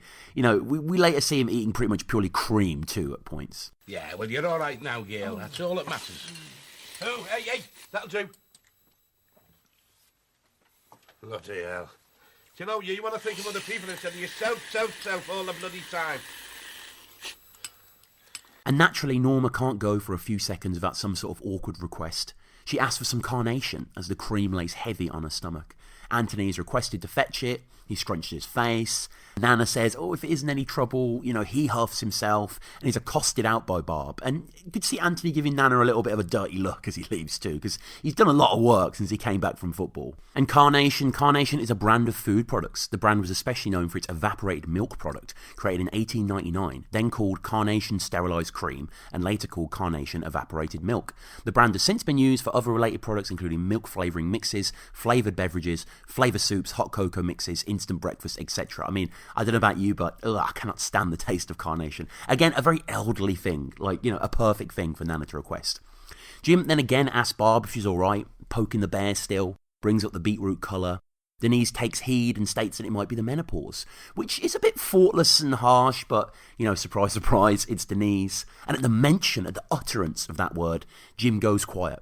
We see him looking down, cream on his lips and beard. Barbara, she's then really had enough at this point and scolds Denise. Will you leave it, Jim? I'm just hot, that's all.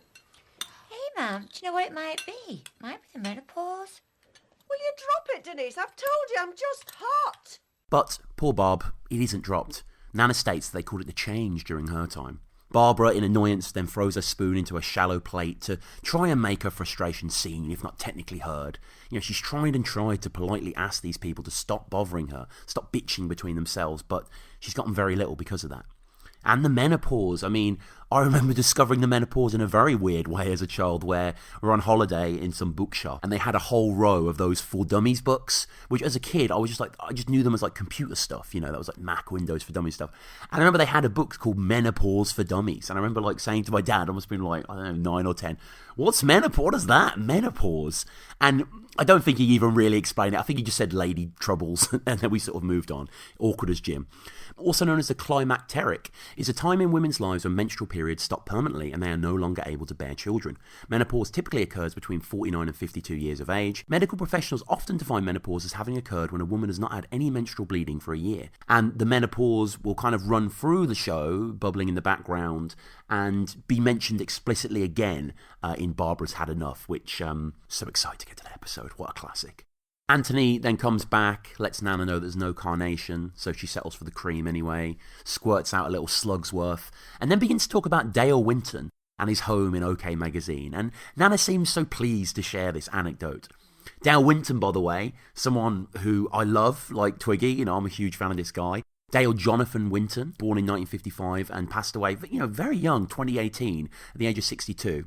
He was an English radio DJ and television presenter. most famously presenting Supermarket Sweep, but my personal fave of the Winton back catalogue was the National Lottery game show, In It to Win It. I always used to watch that with my nan, my Norma, like on Saturdays. She used to babysit us and stuff when I was younger, and I really liked that show, actually. In 2002, Winton released his autobiography in which he wrote about his rise to fame and his actress mother's suicide, and he also came out as homosexual. Winton endorsed US presidential candidate Donald Trump during the 2016 US presidential election, wasn't aware of that, and on the 18th of April 2018, Winton's long-term agent announced that he had died at his home. And on the 19th of April, a spokesman for Scotland Yard said that the police were treating the death as unexplained, but did not believe it to be suspicious.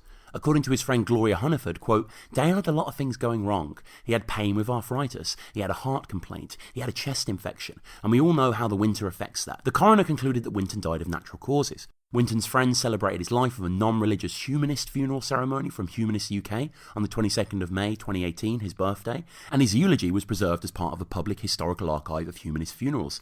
I've got to seek that out. I'll definitely want to read that. And OK Magazine, briefly. OK is a British weekly magazine that primarily specialises in royal and celebrity news. Originally launched as a monthly magazine, its first issue was published in April 1997, which I thought it was earlier than that. So, OK had only been out a little time at this point. She's on the cutting edge here, Nana. We get an obvious Dale Winton my arse from Jim, and Dave saying he wouldn't say no. I mean, a bit on the nose, but it's there. Dale Winton my ass. He wouldn't say no, Jim. Giving up trying to keep a show home with this lot. And Twiggy ain't going to take that Dale Winton slight, though, and he reveals that he's quite the fan. Oh, I tell Winton, mate. And me too, Twiggy. I must say, fantastic presenter and entertainer. I was very sad to hear that he passed away. R.I.P. to a great. And, I think people are kind of surprised. And I'm a bit surprised, really, that Twiggy would like Dale Winton. I know Twiggy's got a heart of gold and everything like that, but I just feel like a Roy Chubby Brown diehard probably wouldn't like Dale Winton. But, many layers to old Twig. And as people are laying on the insults there and the jokes, we see Anthony with the limp wrist. And Denise then begins to talk about OK's major rival at the time. Well, kind of still, but magazines don't sell like they used to. That being Hello, saying that Jane Seymour had a nursery for her twins. That is exactly how she would like it. Now, I did try and find a picture of this, but the archives of Hello aren't quite as hospitable as newspaper ones. And I'm certainly not willing to go past the paywall. Hello, by the way, being a royalist weekly magazine specialising in celebrity news and human interest stories, published in the UK since 1988, it is the UK's local edition of Hola, the Spanish weekly magazine. And Jane Seymour, born Joyce Penelope Wilhelmina Frankenberg, good lord, what a name, she's an OBE as well, is a British-American actress, author and entrepreneur. After making a screen debut as an uncredited extra in the 1969 musical Oh What a Lovely War, Seymour quickly transitioned to leading roles in film and television, including a leading role in the TV show The Onedin Line, never heard of that, and the role of psychic Bond girl Solitaire in Live and Let Die. And in February 2018, she posed for Playboy for a third time, becoming at the age of 67 the oldest woman to be photographed for the magazine. There's awesome shots here of Twiggy being a little bemused from the Winton backlash, listening to the response beside Nana, who's chewing her fruit and cream. And you know what she's done, right? She's painted all these animals on it, like a zoo. And then she's stuck real toy monkeys on top of it. It looks absolutely gorgeous. No, we just stuck a mirror on the wall in our Anthony's room, and he could see his own monkey's ass anytime he wanted to. I mean, Jim doesn't, Jim immediately doesn't say, oh, that sounds good or encouraging or whatever, but just goes at Anthony, talking about how they could put the mirror in his room, etc. And Barbara is unimpressed and then sweetly asks her daughter if she fancies doing that with hers. But Denise states that she can't have any ideas, what with the moped being in there. I mean, is she really that unimaginative? It intrudes her thoughts. It seems a bit extreme yet again. There's a moped in there, so what you can't imagine. There's a moped in there, so what you can't envision anything in your head. It's another weaponisation of the pregnancy to get what she wants. I can't have any ideas for our nursery, because he won't move that moped out of there. Oh, here we go again. And here we go again, Dave moans as that's brought up. And at this point too, behind Jim, we can see, I think, a photo of a young Jim, a young Ricky Tomlinson in black and white in a frame. And on the topic of the moped, Jim hopes Hello magazine doesn't go to Dave and Denise's at the moment, as they'll think they've gone to Barry Sheen. Now, this is a reference that went over my head. I'm not saying I get all the references in this show, of course not, but I'd never heard of this person. So, Barry Sheen, MBE, born in 1950, died in 2003, was a British professional motorcycle racer. He competed in Grand Prix motorcycle racing and was a two-time world champion, winning consecutive 500cc titles in 1976 and 1977. And Sheen's 1977 title remained as Britain's last solo motorcycle world championship until Danny Kent in 2015 in the Moto3 category. Sheen enjoyed a lavish lifestyle too, socialising with friends such as James Hunt, Ringo Starr and George Harrison, drinking and smoking heavily. He even had a hole drilled through the chin bar of his full-face helmet that allowed him to smoke right up to the start of the race. Norma then is back on Dale Winton and his wardrobes, stating that they were designed to fit in with his busy lifestyle. Jim balks and Barbara's irritated, asking why can't you just be happy for someone's fitted wardrobes? Not just happy for the person, mind, happy for their wardrobes. Great distinction. Twiggy, though, is then back, waving the Winton flag. I could get all sorts of free wardrobes if I got up to all that malarkey. Oh, Jim, why can't you just feel happy for somebody's fitted wardrobes? He's a cracking show host, Winton, you know. Yeah. Ever-growing Anthony asks if there's any more fruit going. And Barb, with the maternal excuses up her sleeve, says she isn't opening another tin just for him. Twiggy then pops up interested. Twiggy, who seemingly didn't have any cream on his, but she says she was only saying it for her son's behalf, there isn't another tin. Something that kind of seems to upset Twiggy. If you look at Jeffrey Hughes' reaction at this point, he looks really down. Kind of like he's on the receiving end of another barrage of anti-Winton rhetoric. Barbara then asks everyone if they fancy a cup of tea, what with dessert done, obviously sending Anthony in to put on the kettle. And Barb tells him not to forget the china cup that Nana likes, which is another callback to the Sunday afternoon episode. Twiggy thanks Barb, chucks her a ciggy, and then informs her that he'll be around next week, to which she gives a little side-eye acknowledgement. It's just, you don't need Twiggy there all the time, do you? And it's just like, as she's lighting the cigarette, she's given like a little bit of a reprieve there, but instantly, just the foot's put back down, and Twiggy's coming back, like, you know, Twiggy's expecting another meal next week kind of thing, so there's no excuses now. She can prepare a bit more, I guess. Yeah, Bob, have a ciggy. Oh, thanks, Twiggy. Yeah, love.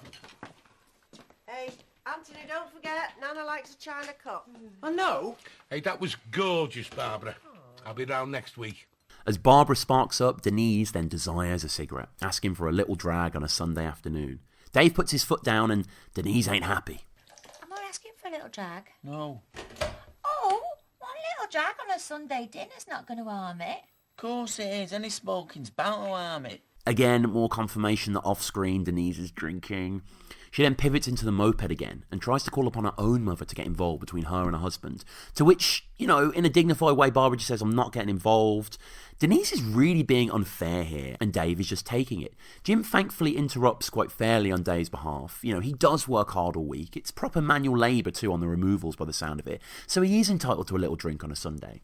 Norma doesn't think he is, though, which, what the hell? I mean, he is. And that's just harsh on David, as she likes to call him. Jim then attacks Norma's hypocrisy, as, of course, she likes a drink too, as we've heard at this point. Norma then asks Barbara to tell Jim off, like Denise, just now, asking for her mother's help with Dave. Norma's came to this problem, though, with a bit of foreknowledge, stating that she knows these things can end badly, as apparently a couple that she's aware of broke up recently, because he was spending too much time in the pub. A couple she knows from Kilroy, mind. Kilroy was the daytime talk show of Robert Michael Silk, who was an English former politician and broadcaster. And after a decade as a university lecturer, he served as a Labour MP from 1974 to 1986. He left the House of Commons in 86 in order to present a new daytime talk show, Kilroy, which ran until 2004. And he returned to politics, serving as an MEP from 2004 to 2009, and had a profound effect in the mainstreaming of Eurosceptic politics in the UK, and has been dubbed the godfather of Brexit. Now, I was doing a little bit of research on Kilroy too, and there's a very interesting clip of him, which you can find on YouTube, when he's on Have I Got News For You as Paul Merton's teammate, and the normally unflappable, like how witty and cool is Paul Merton, you know, the normally cool as ice calm Merton explodes at him, telling him to shut the fuck up several times. I mean, check it out. Wild. It's mind-numbing at times, these Norma digressions, isn't it? It's always loaded. It's like she knows someone, but you know she doesn't really know them. Jim refers to Kilroy as Orange Gob, too, a reference, no doubt, to his permatanned aesthetic. Jim barks then for the tea, which is coming, and Denise states that she isn't dropping it, that being the moped. Twiggy lets Dave know that he can shift it for them, but Dave states that it's a sentimental thing rather than the money, something he's had since he was 16, you know, a real relic of the past that should be in a garage somewhere rather than in a box room, but still, it shouldn't be out on the curb. Twiggy then asks the model. Dave says a Yamaha FS1E. An old fizzy, Twiggy asks, which is nice. I mean, I don't know anything about bikes, but clearly this is quite a mythic model for a certain person of a certain age. Dave says yeah when he asks what the model is, like clearly quite proud, and Denise leaps on the chance when Twiggy says that he can shift it. And just a little thing on the Fizzy, first launched in 1973, the much-loved Yamaha FS1E, or Fizzy as it's known, sports moped, became a popular choice as a first bike for many teenage motorcyclists. FSS1Es, intended for the UK market, were originally equipped with pedals, although they were later replaced by by a conventional Kickstarter. And the E stands for England, but there's also like FS1, NIs and DKs, etc. Pretty cool. Dave just doesn't want to part with it, though. Oh, it's Yamaha FS1E. Oh, an old fizzy. Yeah? I can shift that for you, no danger. What if you go into labour, he says. I mean, doesn't Dave have a van as well, so why would he need to go on the moped?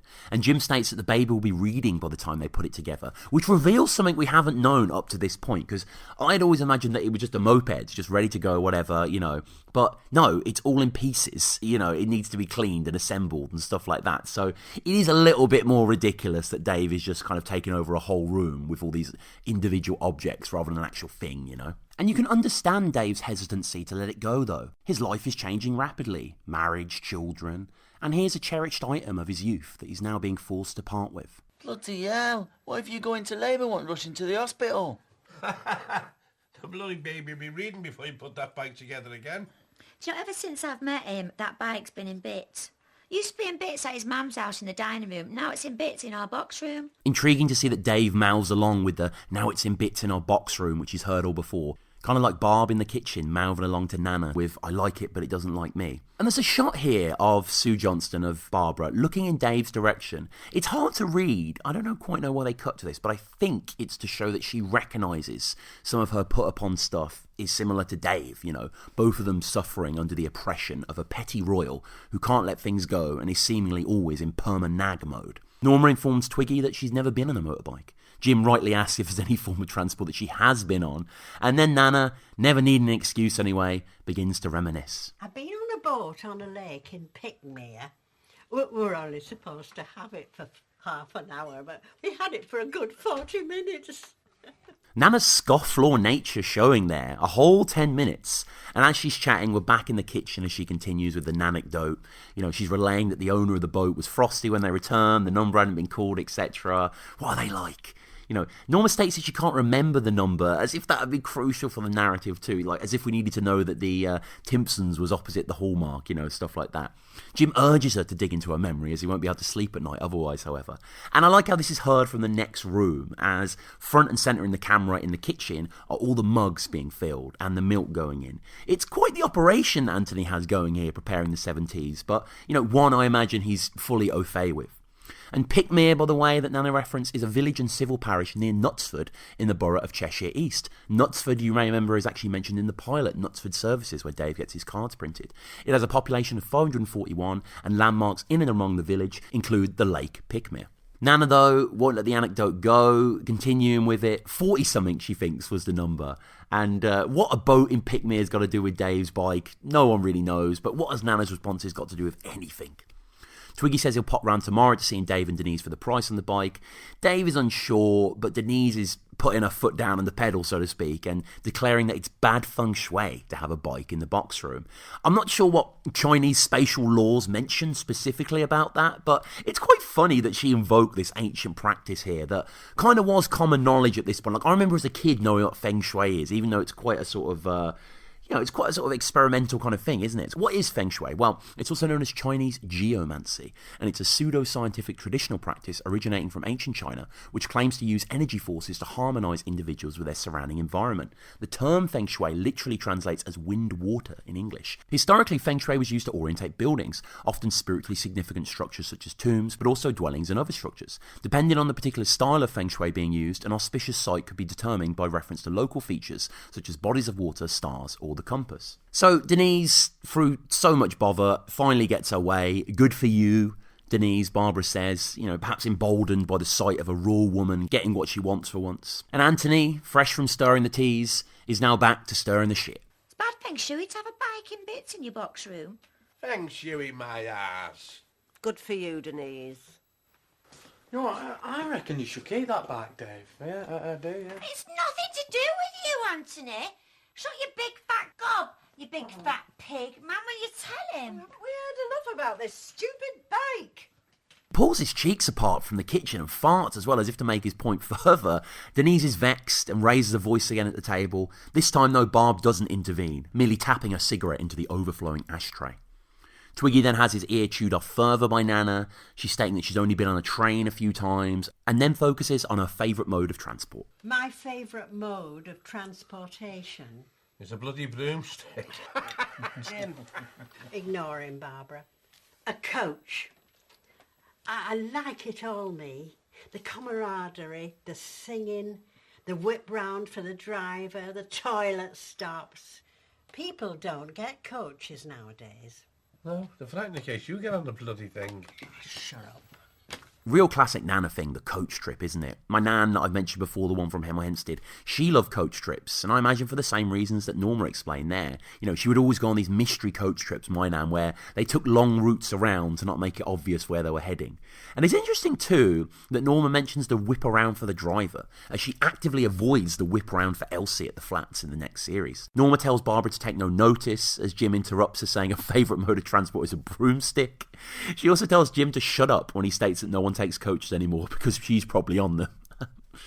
The teas are popped down. Nana says she'll be leaving soon, won't be staying for the afternoon, as she feels that she'll go to the toilet in half an hour or so and wants to be in her own toilet. There's nothing like your own toilet, she confides in Twiggy.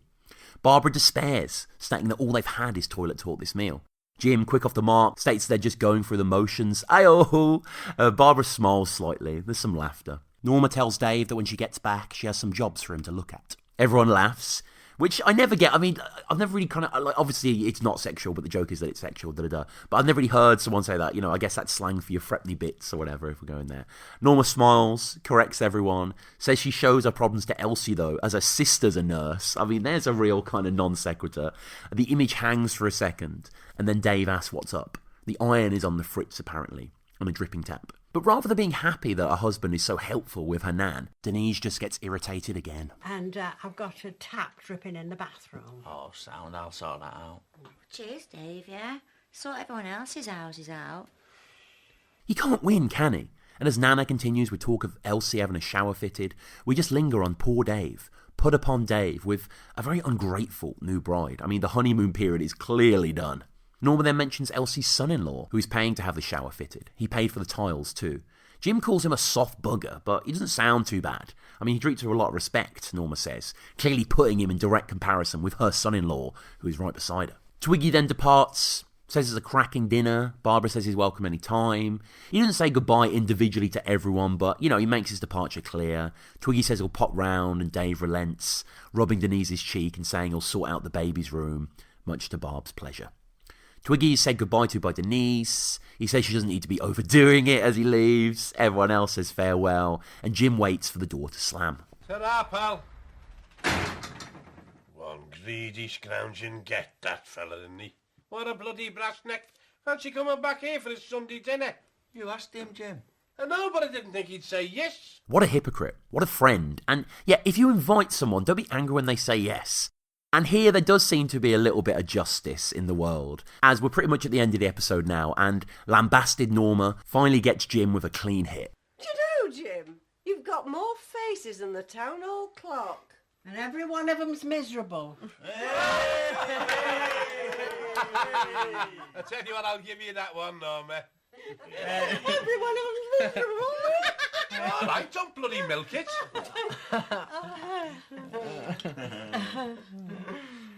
That uproar is pure joy. It's both the surprise of the succinctness on Norma's part and just the overall humour of the image. It's great to see Jim, too, unable to do anything but laugh.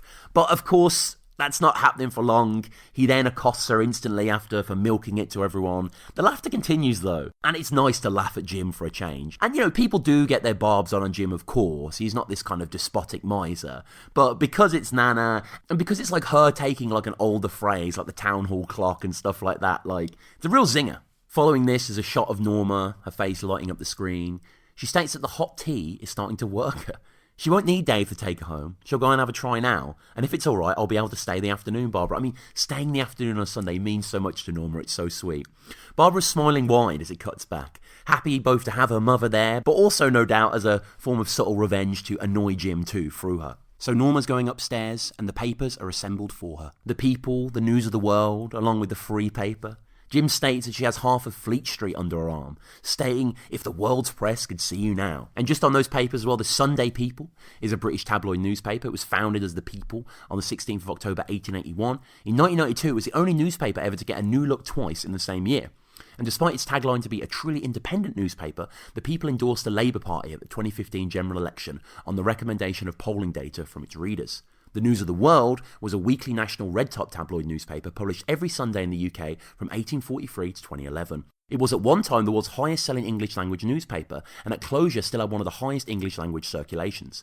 The News of the World concentrated in particular on celebrity scoops, gossip and populist news, and its somewhat prurient focus on sex scandals gained it the nickname News of the Screws. In its last decade, it had a reputation for exposing celebrities' drug use, sexual peccadillos or criminal acts by using insiders and journalists in disguise to provide video or photographic evidence. Sales averaged 2.8 million copies per week in October 2010. And, these are the newspapers we probably expect of the Royals, isn't it? There wasn't going to be a Guardian or a Times or something like that, Feels very on brand for the household. Jim then gets up off the table, goes back to his throne. The TV seems to be off EastEnders at this point, but it could still be the square and such. It's kind of hard to tell. So Norma just stands at the doorway of the gathered up rags, looks at Jim, and we end this one with what we've been carrying on with throughout. More toilet talk. Hey, if the world's fresh could see you now. Anyway, give us a shout when you're finished. Why? Do you want it after me, Jim? No, I want to phone Dynorod. I love the design of this shot. As Norma is unseen, it's more on Jim with the family in the backdrop. And we can see the table of Anthony, Denise, Dave and Barb with their teas behind smiling as he says it. And for extra emphasis, he changes the channel right on the hit of the line, to go into, so what do you say? And, it's a terrific end to another sublime edition of the Royal Family. And Dynorod, by the way, Dyno is an emergency drainage and plumbing company operating in the United Kingdom. Formed in 1963 as Dynorod, Dyno initially specialised in the use of electromechanical machines for drain clearance. Since then, the company has grown considerably, consolidating its drainage business and diversifying into comprehensive plumbing services and industrial sites. Now, here's a weird thing on Dynorod. So on their Wikipedia page, there is an in popular culture and the contents, which you'd think, when has Dynorod ever been referenced by anyone, apart from this show, of course? But it was referenced by the then Prime Minister David Cameron, who apparently in April 2014 compared himself to the company's services, saying, quote, "If there are things that are stopping you from doing more, think of me as a giant Dynorod." I mean, bloody hell, Dave, why'd you say that? And obviously the inference here is that Norma's going to clog up all the plumbing as her own plumbing becomes unstuck, as it were. But look, if that toilet upstairs has withstood years and years of Jim, I'm sure a little Sunday afternoon Norma ain't going to do much damage. And so there you have it, guys. Until next time, hope you've enjoyed the episode. Follow us at the Royle Ramble Pod.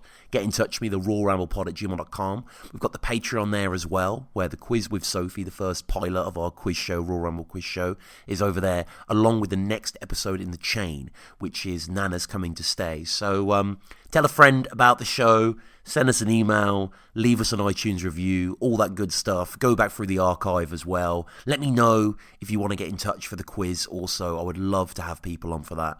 And speak soon.